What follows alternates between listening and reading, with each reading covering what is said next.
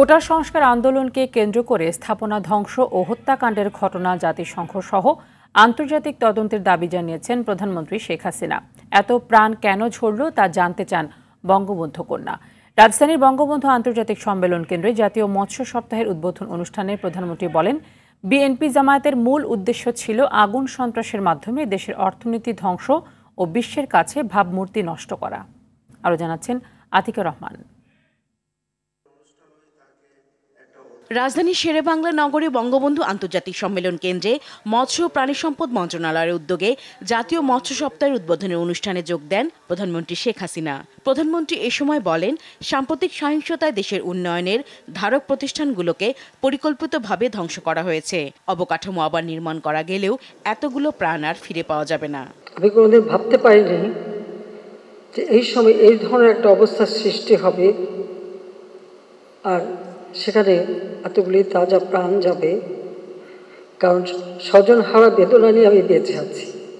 আমি জানি একজন আপনজন হারালে কি কষ্ট হয়। যেখান থেকে মানুষ সেবা পায়, প্রতিটি প্রতিষ্ঠান অগ্নিসংযোগ আসে, সাথে সাথে মানুষের জীবন নেওয়া এবং বিভিন্ন শ্রেণী পেশা। কালকে একটা ছোট শিশুকে পর্যন্ত দেখলাম। এটা অত্যন্ত কষ্টকর। এই ধ্বংসাত্মক কার্যকলাপগুলি দেশের অর্জনকে নষ্ট করা, আন্তর্জাতিকভাবে বাংলাদেশের ভাবমূর্তি নষ্ট করা। প্রধানমন্ত্রী বলেন, আগুন সন্ত্রাস কোনোভাবে মেনে নেওয়া হবে না। দেশের বিচার ব্যবস্থার পাশাপাশি সরকারের ঘটনার তদন্ত করতে জাতিসংঘ ও আন্তর্জাতিক সংস্থার সহযোগিতা নেবে। জুডিশিয়াল কমিটি করে দিয়ে এবং আজকে আবার আমি নির্দেশ দিয়েছি আরও 2 লোকবল বৃদ্ধি করে দিয়ে এবং তার তদন্তের পরিধি বাড়ানো। সেই সঙ্গে আমরা জাতিসংঘের কাছে আবেদন করেছি। আন্তর্জাতিকভাবে বিভিন্ন সংস্থা আছে, বিশেষ করে বিদেশে, তাদের কাছে আমরা সহযোগিতা চাই যে এই ঘটনার যথাযথ সুষ্ঠু তদন্ত এবং যারা এর সঙ্গে দোষী তাদের সাজার ব্যবস্থা।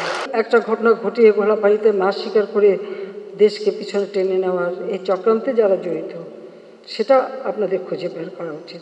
অনুষ্ঠানে মৎস্য ও প্রাণী সম্পদ গবেষণা, উদ্ভাবন, আন্তর্জাতিক বিপণনে অবদান রাখায় 22 জনকে জাতীয় মৎস্য পদক ও সরকার নিবন্ধিত জেলেদের স্মার্ট কার্ড তুলে দেন শেখ হাসিনা। আতিকা রহমান, RTV, ঢাকা।